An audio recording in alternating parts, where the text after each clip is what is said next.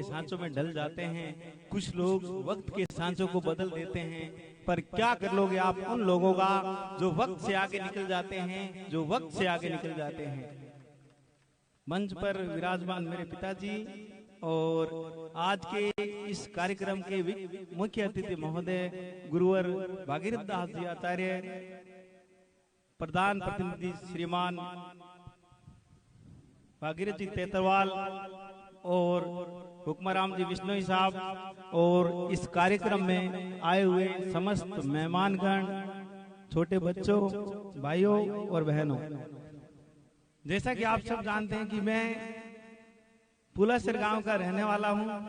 हालांकि बच्चे खाना खा रहे हैं तो आप ध्यान से सुने, मैं ज्यादा नहीं बोलूंगा आपके लिए, है ना, मैं आपके लिए बोलूंगा।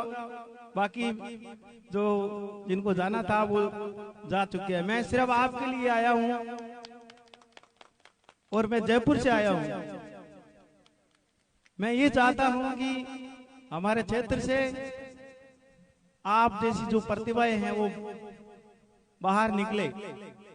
आप घरों से निकल करके ऊंचे ऊंचे ख्वाब देखें, सपने देखें, निश्चित रूप से वे सफल होंगे, आपके सपने पूरे होंगे।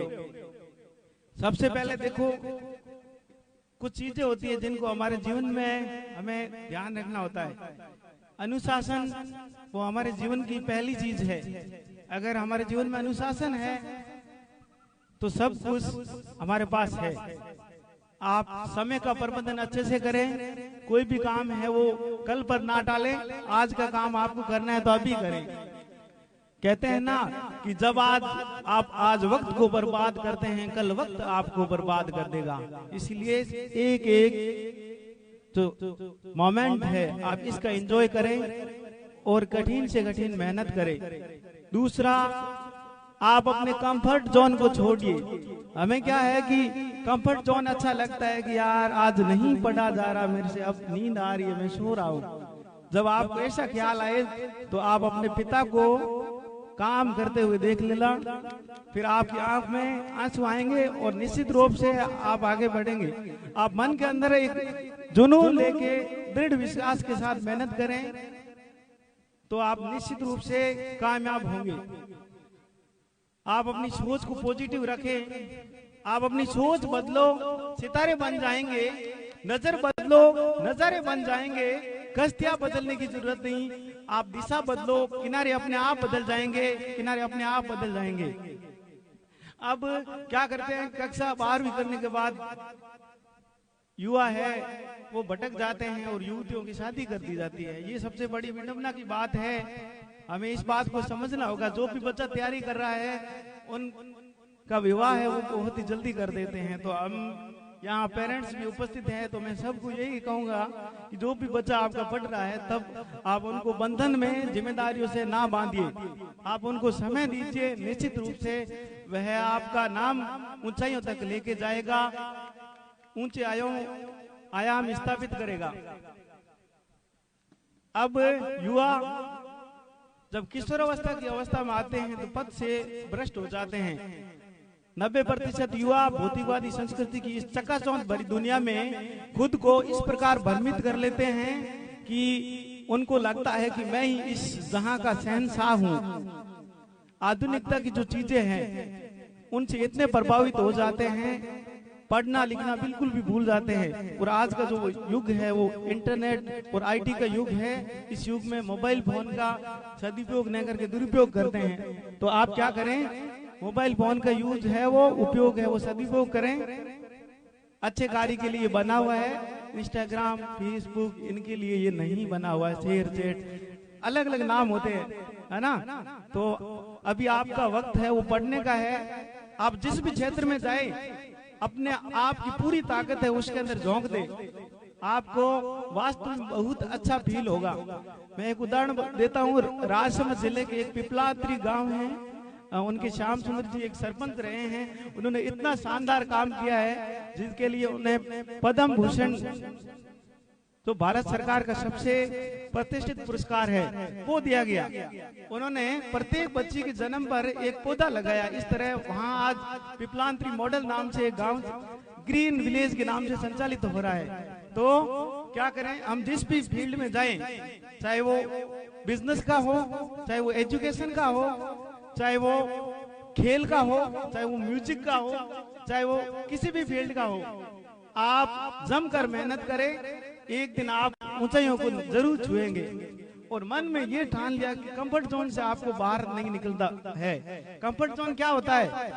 मतलब ये होता है कि मेरे से नहीं होगा। आप अपना माइंड सेट करें। शीर्षन जी ने ये सोचा कि चांदवाड़ा में एक ऐसी संस्था होनी चाहिए, तो उन्होंने माइंड सेट किया, इतना इंफ्रास्ट्रक्चर डेवलप करवाया, और निश्चित रूप से इस संस्था का परिणाम है वो भी मैं देख रहा हूँ 3-4 सालों से बहुत ही उत्कृष्ट रह रहा है, और आगे आने वाले समय में और ज्यादा ये ऊंचाइयों को छुएगा, ऐसी मैं इनके लिए कामना करता हूँ। तथा मैं विद्यालय परिवार को विश्वास दिलाता हूँ कि जब भी विद्यार्थी हित में मेरी जरूरत पड़े, उनको मोटिवेशन के रूप में, करियर गाइडेंस के रूप में, तो मैं हमेशा आपके लिए तत्पर रहूंगा। बच्चों, मैं आपको बस एक ही लाइन कहूंगा कि कुछ भी इस दुनिया में असंभव नहीं है। जब दशरथ मांझी पत्थर तोड़ करके, जो पहाड़ है उनको तोड़ करके सड़क निकाल सकता है, तो हम अपना जो जीवन है उसके अंदर 5-7 साल मेहनत करके हमारा जो आगे का जीवन है उसको हम गोल्डन बना सकते हैं। रामधारी सिंह दिनकर ने बहुत ही शानदार लाइन कही है कि है कौन विघ्न इस जग में जो टिक सके नर के मग में, जब खम ठोक टेलता है जब नर पर्वत जाते पांव उखड़, मानव जब जोर लगाता है पत्थर पानी बन जाता है, पत्थर पानी बन जाता है। तो ऐसी कोई चीज नहीं है जो आप सोचे और वो पूरा ना हो। इसके लिए बस एक ही चीज की जरूरत है, आपका माइंड सेट, आपकी पॉजिटिव एनर्जी। आप अपने ऊंचा सोचिए, और जो लोग आपकी आलोचना कर रहे हैं उनसे बिल्कुल भी ना घबराएं। अब क्या है, कुछ बचाने के लिए जाते हैं तो उनको क्या है कि वापस आते तो कई लोग बातें करते हैं कि ये तैयारी नहीं कर रहा है। आप उनकी बातें नकार दीजिए। आपका एक बार नंबर नहीं आया तो कोई दिक्कत नहीं है। जब एक चींटी 100 बार चढ़ती है तो आखिर में वो दीवार पर पहुंचती है। तो आप निश्चित, आप एक नाम सुना एडिसन, उन्होंने 10,000 बार एक्सपेरिमेंट करके निर्माण किया था। तो हम निश्चित रूप से लगातार मेहनत करेंगे। प्रैक्टिस मैक से मैन परफेक्ट, करत करत अभ्यास तेर जड़मती होत सुजान, रसरी आवत जात देर सिल पर परत निशान। तो आप प्रयास करेंगे, वो भी अच्छे पवित्र विचार के साथ। ऐसे नहीं है कि हमें अनैतिक चीजों का सहारा लेना है, हमें नैतिक बने रहना है। हमारी जो संस्कृति है उनसे जुड़ाव रखना है। हमारे जो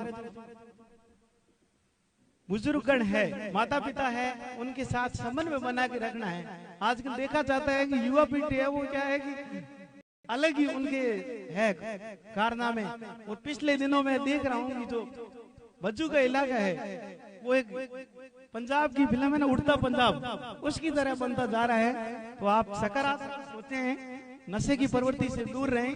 और जो भी यहाँ गांव के लोग आए हुए हैं उनको मेरा यही कहना है कि आप बच्चों को रेगुलर स्कूल भेजें। आप भूखा भले ही रहिए लेकिन बच्चों को पढ़ाइए, उनको मोटिवेट कीजिए।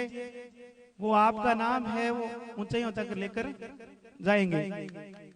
मैं एक आपको उदाहरण देता हूँ कि 10 मेंढक किसी दीवार पर चढ़ रहे थे। धीरे धीरे करके सभी मेंढक है वो नीचे फिसलते जाते हैं और एक मेंढक है वो चढ़ जाता है।